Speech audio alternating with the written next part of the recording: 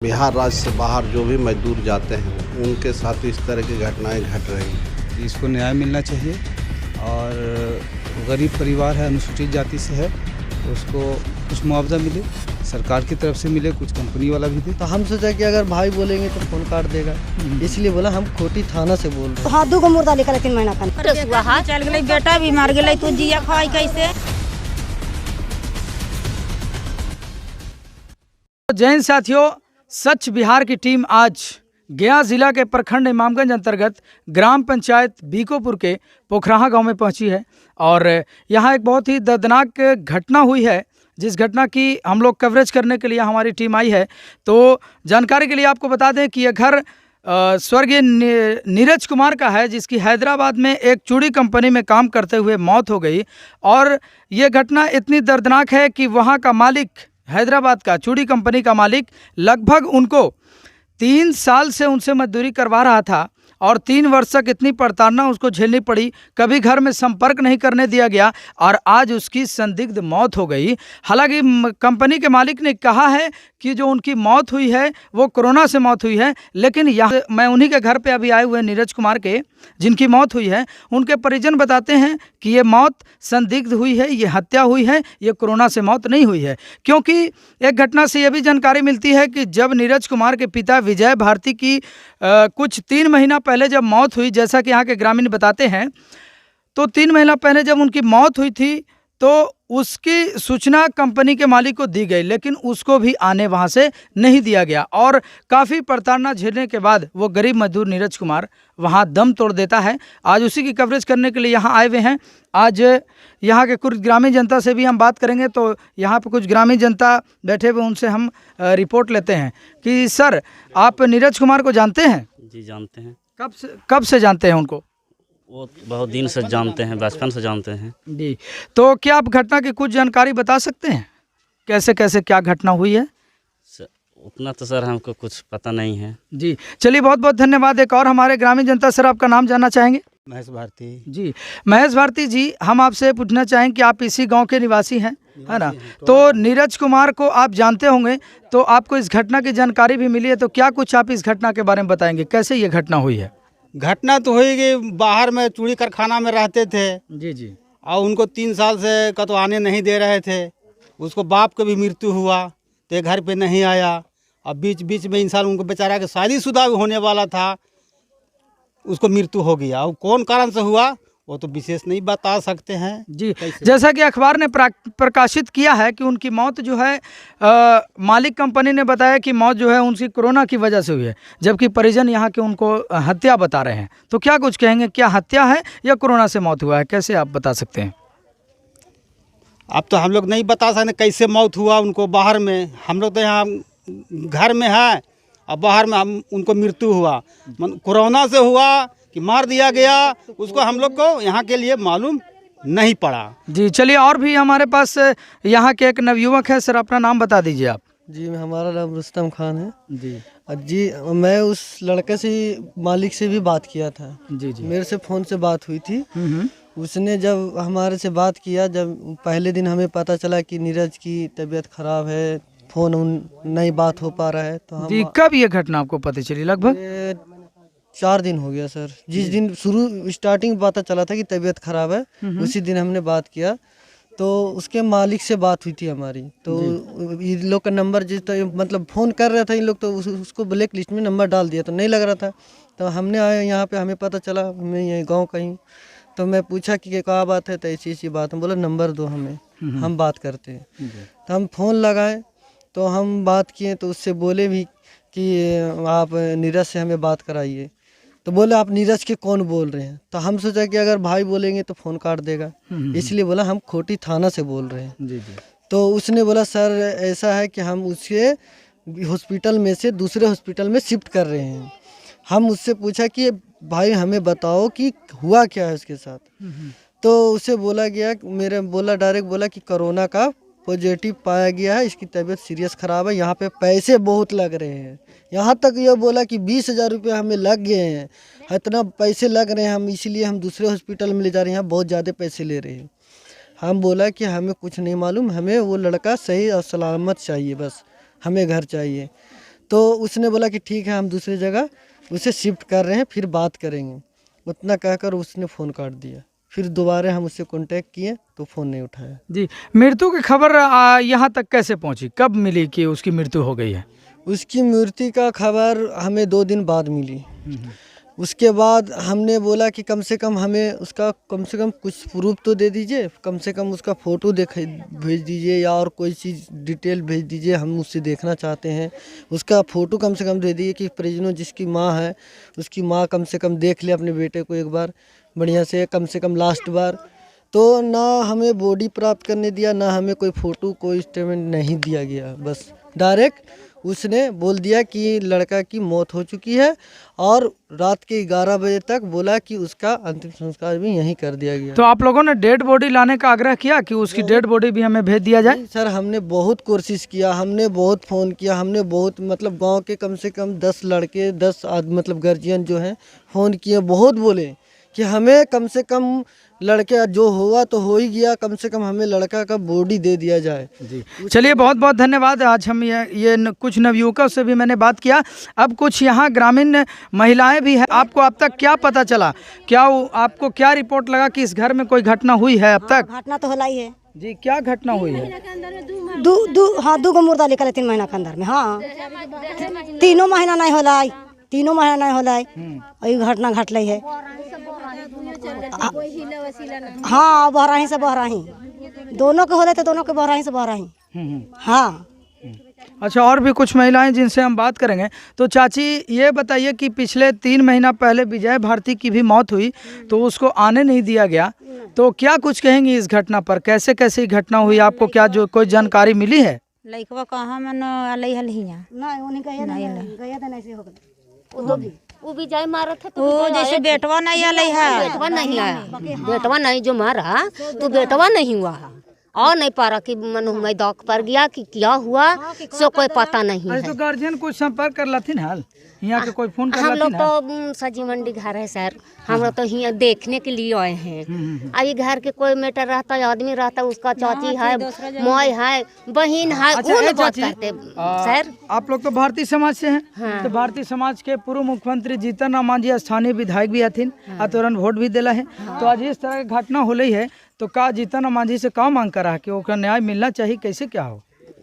अब तो कुछ मिलना चाहिए, गरीब गुरुआ के कुछ तो होना ही चाहिए सर। क्योंकि हम घर भी देखी थी तो इतना जर्जर स्थिति में घर हवा रोड मास मत हो गया उसका, अब 5 गो ढेनुआ टेसुआ है, चल गई बेटा भी मर गई, तू जिया खाई कैसे? कोई नहीं है, एगो देवर है तो आपको बाल बच्चा के चलाएगा कि इसका रोड मास मत के चलाएगा, किस तरह से खाएगा? तो आप ही लोग ने सोचना दीजिएगा सर जी। अच्छा, एक चीज़ और है कि यहाँ के जो जनप्रतिनिधि है, मान ली मुखिया है, पंचायत समिति सदस्य है, वार्ड सदस्य है, सरपंच है ना, सभी यहाँ जनप्रतिनिधि और कुछ वरिष्ठ कार्यकर्ता है, क्या उन लोगों ने कोई आवाज़ उठाया? आप तक मिलने के लिए कोई आए हैं आपसे? यहाँ मिलने के लिए आया कोई? तो मिलने के लिए तो उन्हीं लोग बताएंगे सर, हम लोग तो नहीं बता सकते हैं। या नीरज कुमार की चाची से बात करें तो क्या कोई मिलने के लिए आया था जनप्रतिनिधि? नहीं कोई, मान लीजिए मुखिया जी, पंचायत समिति सदस्य, ऐसे कोई जनप्रतिनिधि आए मिलने के लिए? हाँ आए थे मिलने के लिए। तो क्या जी, चलिए, जनप्रतिनिधि भी मिलने के लिए आए थे, तो आपका क्या मांग है, क्या होना चाहिए? क्या उनको मुआवजा मिलना चाहिए? हाँ। तो जी, तो ऐसा आपको जानकारी कब हुआ कि उनको मृत्यु हो गई है? ये खबर आप तक कैसे पहुंची? 2 दिन के बाद फोन से। हाँ जी, तो आपको क्या लगता है कि उनकी हत्या की गई है या कोरोना से मौत हुई होगी? आपको क्या लगता है? पता नहीं। क्या तो आप लोग बताइए कि कितना दिन पहले वो कमाने के लिए गए थे? 3 साल सर। जी, 3 साल पहले कमाने के लिए गए थे, तो उनके साथ भी और भी कोई लोग गए थे कमाने के लिए? हाँ, लड़कन हथिन, 3 गो हथिन, तो कल पहुँचतन लड़कन थे जी। तो वहाँ जा करके वो लोग कौन सा काम कर रहे थे वहाँ जाकर? चूरी कारखाना ने। चूड़ी। तो क्या महीने में जो पैसा दिया जाता है मालिक के द्वारा, तो क्या घर तक पहुँच पाता था वो पैसा? कोई जानकारी है? हम लोग की जानकारी नहीं है, जब जानकारी रहेगा उसको मैस के ने।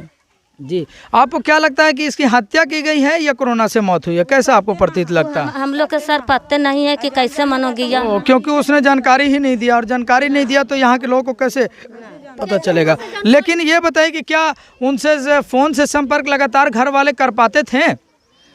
आप करावाल थे कि ना करावाल थे से हमन के मजे नहीं जाने। अच्छा जी, एक चीज़ और सामने रिपोर्ट आई था कि एगो झारखंड के कोई महिला हथिन कमला देवी चंद्री के रहे वाला को तो वही अखन के ले गलथिन है, तो ऐसा कोई बात सच्चाई हवा?